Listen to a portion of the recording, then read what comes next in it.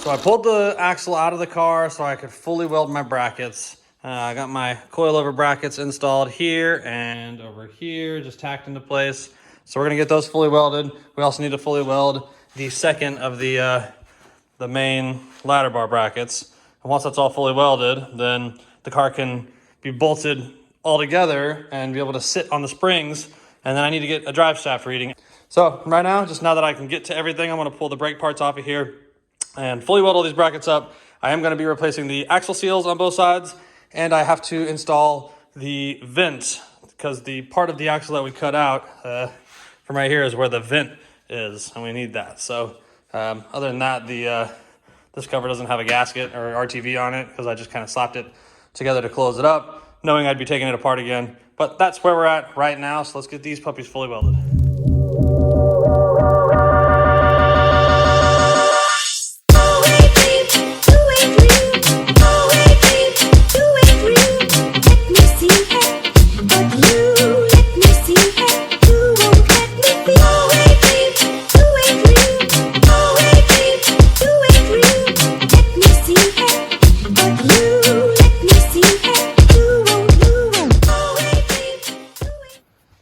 Everything is fully welded up now with the ladder bar brackets on both sides. Got all the brackets welded as usual. Some went better than others, but I'm pretty confident in all the welds. I feel like everything is going to be nice and strong. Got our coilover brackets on both sides fully welded. And I'm gonna slide this big heavy bastard back under the car, hook up the front of the ladder bar so I can measure for that drive shaft length. And honestly, it's all gonna have to come back apart again because I gotta paint all the welded and raw metal, of course. I haven't sealed the cover. I gotta do axle seals and there's still just some more that needs to get finalized with the axle itself. But I need that measurement, so unfortunately, because of my lack of forethought, I gotta put it in the car just for this measurement. But I think we are on track to have everything done that I wanted to this weekend. I'm sure they're gonna need the drive shaft for at least a week. Probably not much more. They were pretty quick last time. Once we have the drive shaft, and then we're gonna be waiting on wheels. So I need to get measurements on what type of wheels to get on. I've already kind of been looking at what's out there. As of right now, I don't think there's any way I can fit a 275 tire on this thing using the current coilover setup. I just don't think with the location of the coilover, we're gonna have room to run a tire that is that wide. So there's good and bad to that. The good news is, if I go with a more narrow tire, I can continue running these perfectly good 8.5 inch wide Mickey Thompson ET streets. So a little bit of savings there, then I just get a couple of rims. Of course, it would suck to buy thinner rims that'll fit currently to run this thinner tire and then later not be able to run a wider tire. But that's just kind of how this is gonna go. The only way I could fit a 275 in here is gonna be to cut a lot of body out around here. This front part kind of like turns in right about here. So I'd have to chop that out, run a totally different shock setup, which means I need to weld in more tubes or reinforcement on the inside to have the shocks go to. Right now, obviously, we're just using the stock strut towers that are already in place. So it would add a whole lot of complexity to the project to try and do a different shock setup so that we can run a wider tire. It's just gonna be what it is for now, boys. We'll see how it all plays out. But for now, let me slide this thing up under there and get our measurements. So we're back out here in the garage once again, working on the Z. And a couple little details I need to cover real quick. We got a conversation yesterday, me and Matt. Matt came over here and gave me a hand for a little bit working on the car. And we're trying to figure out the geometry of this track locating bar. So this is kind of a experiment, if you will. Our ladder bar kit did not come with a track bar, so we're having to install one. Initially, my thoughts were we make little brackets. This isn't a done one, but just using this 3/16ths. Initially, I was just going to use this 3/32 steel from a steel plate to come off of the mounting bolt for the front of the ladder bar and just go back to the mounting bracket on the rear ladder bar diagonally, obviously. But the body of the car gets in the way. So we have to, I'll show you what I mean. So initially we were going to make a bracket that attaches to this bolt right here drops down a few inches and then attaches our clevis here.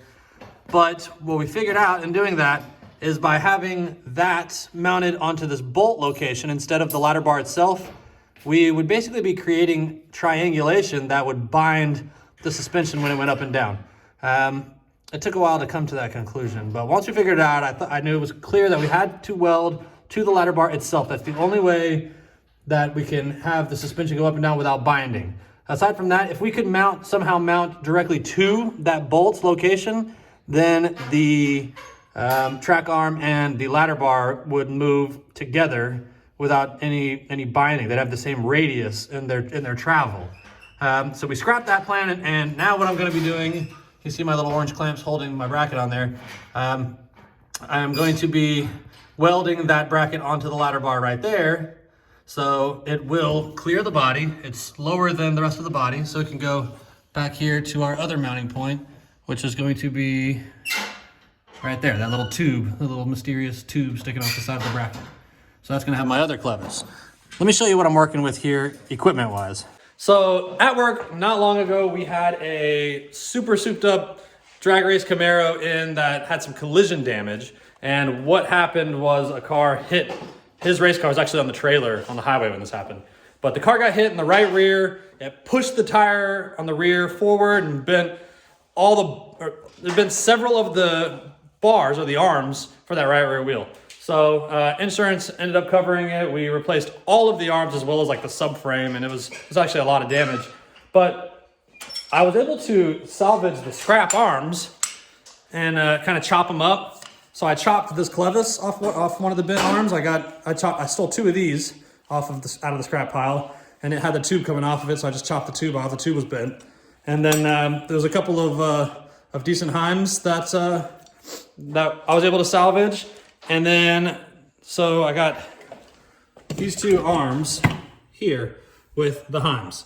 The heims are reverse thread from one another. One's regular thread, one's reverse thread. And so what I'm gonna have to do is get our clevises welded up to the chassis, and then I'm gonna have to combine these two arms and maybe even a little bit of a third arm to make it long enough, weld them together, and when done, we'll be able to loosen these jam nuts and just twist the whole body and lengthen and shorten that arm. Now, of course, this arm, once it's set to the right length, will never be touched again. But we do want to have some adjustability for when we get on the alignment rack, so we can get thrust angle set where we want it and make sure the wheels are tracking true in line with the front wheels, and we're not dog tracking or doing anything crazy going down the road. So that's where I'm at currently. I'm just going to spot weld some more things together. Once I got everything spot welded into place and it all seems to make sense, then we're going to drop the whole axle out of the car, slide it out, and I'll weld it fully on the ground, and I'll actually be able to get the ladder bar installed and everything completely before I even put the axle back in the car. While I got the axle out, I also need to replace the axle seals on both sides. I wanted to put some new axle seals on there just because it's a junkyard axle, and I don't want to find out we have an axle leak the first time we go out to do some testing. So that's on the plans for tonight. Let's see how much we can get done. Got my bar length measured, and I went ahead and welded these two boys together, and that went pretty good. I think it's nice and straight. Got like two boards on either side of it, clamped them together to get it all centered up. So let's see how we did. I'm gonna go ahead and slide this under here, and I got this guy tacked into place, coming right off the bracket. So that's gonna be attached to the axle for the rest of the time, once it's fully welded. And then over here, this side is just clamped onto the ladder bar. So as long as everything fits good and we got good clearance, I will make some spot welds on that. But I do need to pull the coilover bolts on both sides and then actuate the suspension up and down and just make sure that this clevis over here is not going to contact the body. If it is, I can make some small adjustments before I weld that. But I think we're pretty much set and dialed on all our measurements and design here. So let's take a quick look and see how this bar fits. I'm gonna have to put my phone down and I'll show you guys how it looks.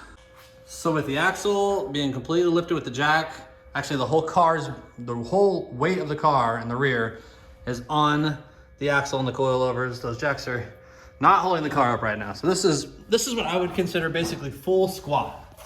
And I don't see any contact anywhere around any of the bars, or if I slide up under here further, like There's no contact, or even we're not close anywhere around the diff to the body. And then our ladder bar mounting point right here still has easily 1/4 of an eighth, maybe 3/8 of an inch, 3/8 of an inch right there. So I think we're good right there. So all I gotta do is spot weld this bracket right here onto the ladder bar. Then go ahead and pull the suspension out and keep on moving, fully weld everything, and we'll be good to go.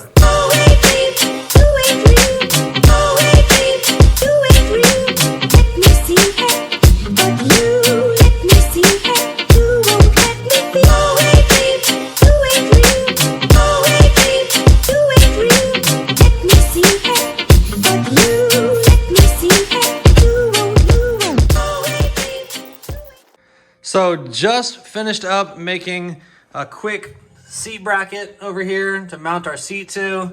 We don't run a traditional track on them. They just are hard mounted to the body using just whatever means necessary. Usually just weld some bars in. But I got these bars back here welded up to the back there and then up to our tube. And the seat mounts up nicely there. It's got some brackets that go up to here to this front cross member that it bolts to also. So we got a nice sturdy seat position. That was the last step that was necessary before paint. So now I'm gonna take some gold paint, similar to this color here. And I'm gonna go ahead and paint over all our raw metal parts and get them protected from any corrosion. And then once they're all painted up, we can go ahead and bolt the axle back into the car. I've got the axle in the car now, new wheels, bolted up to the axle, coilovers, bolted up. Everything is fully installed and torqued down right now. The wheels will need a little torque. I need to make sure I torque the wheels. But everything's painted. I've got the ladder bars fully bolted up and torqued down. If we go back here, you can see that everything is in place. We have our tracking rod installed. Everything is tight. All the adjustment jam nuts are tight. They're gonna need some adjustment for sure, but just for now, I wanted everything to be snug so I can make sure everything is in good condition, and I like the way everything looks. So what I have now, Matt made a run to Driveshaft King to pick up our drive shaft, which is all good to go. We're gonna test the fit of it right now and see how they did. They always have done a pretty good job in the past, so here's hoping everything went according to plan. They actually built a whole new shaft. They didn't use my old yoke, so they ordered us a new yoke so they could use a larger style U-joint. And then of course we have the 8/8 flange back here to go onto the diff. So let's slide this thing in and see how it fits. I also got some bolts. I was able to get a set of 8.8 diff flange bolts from O'Reilly's. They actually had those in stock, so that was a nice little blessing too, because I did not have those. So let's get this thing in and see how we're looking. All right. Now with all these bars in the way down here, it's gonna be a little bit of a trick. We're gonna need to feed it up over the brace, over the tracking rod. Slide it back so we can line. Oh, I can already tell this is going to take a few minutes. This is not right. Well, hold on, let's not scrub it yet. Yeah, this is. Oh, this isn't right. This isn't gonna work. They did something wrong. God. And now the video's on, right? Yeah, so we're not fitting into the transmission. I don't know what kind of yoke they put up here, but it's not fitting into the trans seal.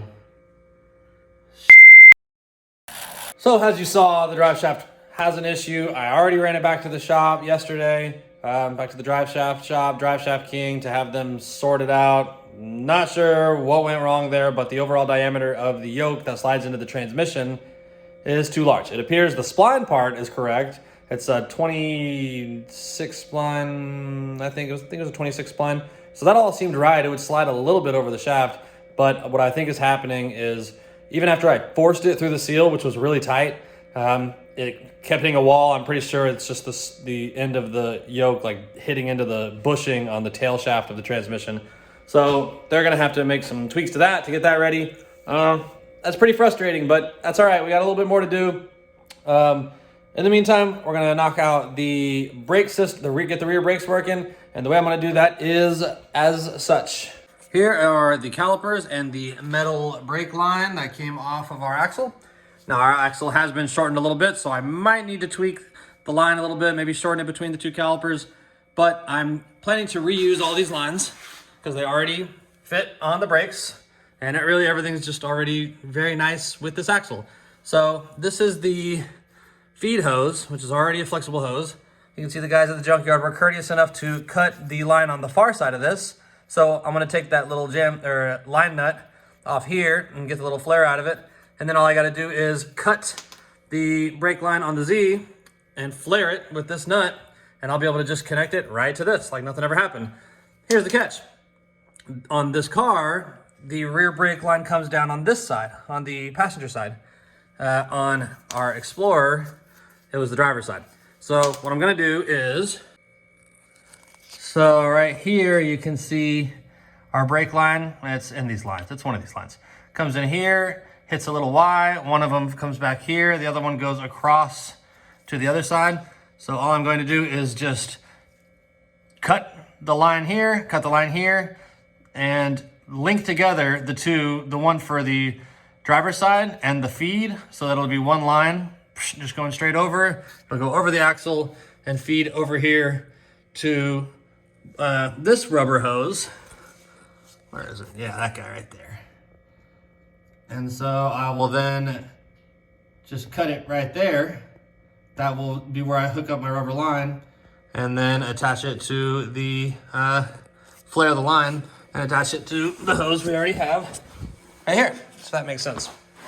In other words, we're just gonna take out the part of the Y that goes to this wheel and make the line go here, straight over here, and then our Y is right here now. So we don't need the other Y. And then they'll just need a quick bleed and they'll fit perfect and everything will be great.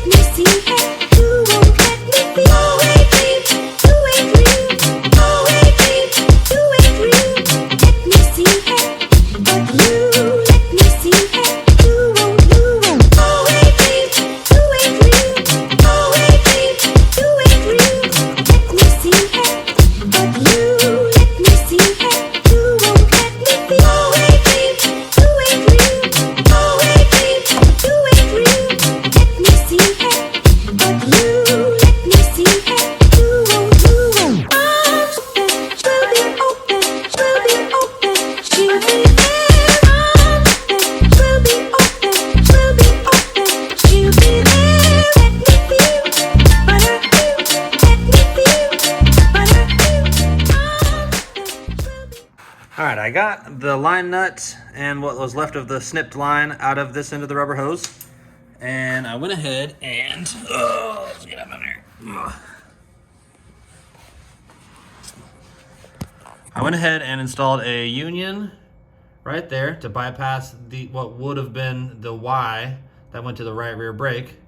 So I bypassed that line then goes through a little tunnel up here, goes over the diff, and comes out right here. And this is going to be going to RY on our other line. So I have already cut this line and flared it. This is the line nut that was on the Explorer axle right here. So that's already a done deal. So this is the brake flaring tool that I use. This is just a super cheap kit that I think I got from O'Reilly's for like 20 bucks. There's no need to spend a lot of money on these. They all work pretty much the same. I don't know why it comes with all these other sizes up here. You're never gonna need any of them. The only one you're ever gonna use is gonna be the 3/16 in my experience. And this is the type of flare that you make. So this is called a, this is called a double flare. And the other kind of flare that you might see from time to time is gonna be an ISO flare or a bubble flare. They're the same thing. And if you look down in here, this is the receiving end. This is where a flared line would go, so on a hose. And what you're generally gonna see is a little nipple almost. So that's sticking up. That's not concave. That's sticking up with like a little inverted flare, if you will. And the joint or the flare that you need for that is gonna be the double flare. So with this tool, you use this adapter here, which kind of puts like a bubble on the end of it. This actually makes it into an ISO flare first. And then to make it a double flare, all you do is use the cone on the end of this press to go ahead and create the flare that's most common. So generally you're gonna be using a double flare. I don't think I've ever used an ISO flare in anything. And I've also never used any of these other adapters. They really should just throw in only 3/16 adapters because sometimes the little tiny stem breaks off of them. And it'd be nice to have some extras. But that's how I got that sorted. And now we're ready to get the calipers on the car, get the line routed, and then get our hose there hooked up to our newly flared line. All right, brake job's done, and I'm pretty happy with how it all went. Got the calipers installed now, got the line routed up and over the diff. Everything is pretty free and clear. I got a couple of zip ties just kind of holding this in place for now. I probably will add some better zip ties and maybe a little bit more strategically later, but that's fine for now. To get it to the shop, same thing over here. I went ahead and took a couple inches out of the line right here, installed this union. These unions are great. They're very effective. They're very reliable. It's an excellent way to make a small repair in a brake line. And yeah, I'm pretty happy with how everything turned out. I got our big flexible guy here going to this source line right here. It just does like a hard U-turn and goes back up into the body. And now all I need to do now is bleed them, but I don't have any assistance to do that right now, so that's going to have to wait. Tonight on Old Goldie, just had a couple little things on the list. I wanted to get the brakes bled. Last night I got everything plumbed up, but I needed an assistant to help me bleed it, so I had my old lady jump in the driver's seat, pump the brake for me while I bled everything out. It took a lot to get it bled out. It doesn't help that I have a hydraulic handbrake, just complicating things, but everything's all bled out. So we have brakes in the rear, which is super exciting. And tonight, all I wanted to do really was get the diff full of fluid. So I got 2 quarts of 75 140 in there, as well as a limited slip additive, of course. So our limited slip can stay nice and functional. I might need to top it off at the shop. All I bought was 2 quarts. I think that's gonna get it pretty close. So that's done. And then the final thing I hope to get done tonight, which I cannot do, is to get the little vent installed on the axle. They put these vents in place to relieve any pressure as things heat up. Obviously, as temperature goes up, so does pressure, especially in something that's sealed, such as the axle. Last thing you want, if you don't have proper ventilation, is gonna be fluid coming out around the wheel seals, getting your brakes wet, getting your wheels wet, and worse even still is getting kicked off the track for leaking fluid. So I do need to install this. I thought this was an 1/8 inch MPT. It is not. It's just like a regular thread, which is really annoying. So I drilled an 1/8 inch hole and tapped for MPT. So I got to just find a little port for that. This port just has a tiny little hole in it. It looks like a large port, but it's got a restrictor in it. So we don't want things just sloshing out of it. So I'll probably have to kind of pinch down my little MPT port. I don't want to drill the hole any bigger because I already got everything assembled. So all I gotta do, all that I couldn't do tonight was that. I did decide on adding some structure back to the car in this way.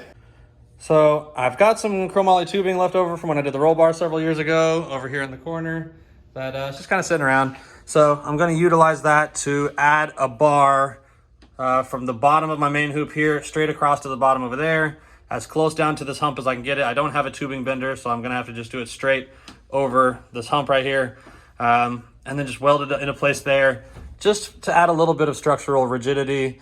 Again, I've been kind of worried about what I've chopped up and the effect that it's going to have on the car's structure. So I'm just going to add that. I think that's going to be more than sufficient to give back whatever strength I lost by chopping into this brace right here.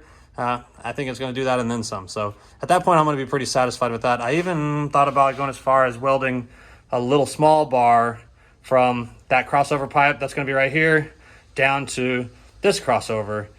But I haven't decided if I'm going to do that yet or not. That almost seems excessive. It's going to look really sloppy. I already have all these extra bars down here that look like shit. So I may elect not to do that, but we'll just have to see. Here we are on yet another night working on the car, and not much to see here tonight. Really didn't film much, but you'll see I did weld in an extra tube here to create just a little bit more structure in the car. It just goes from my main hoop over there, right along the top of the hump, and welds in right there. So, you know, just really as a precaution, you know. All right. All right, dude. Whoa! Oh, no! I'm scared. All right, let's see if this boy fits. All right, take 2 on the drive shaft. Here we go. Oops. Put a big dent in it. That's okay. All right. Let's go. Bar. Slide back. Okay, maybe A lot of darkness. Let me get some light in this action here.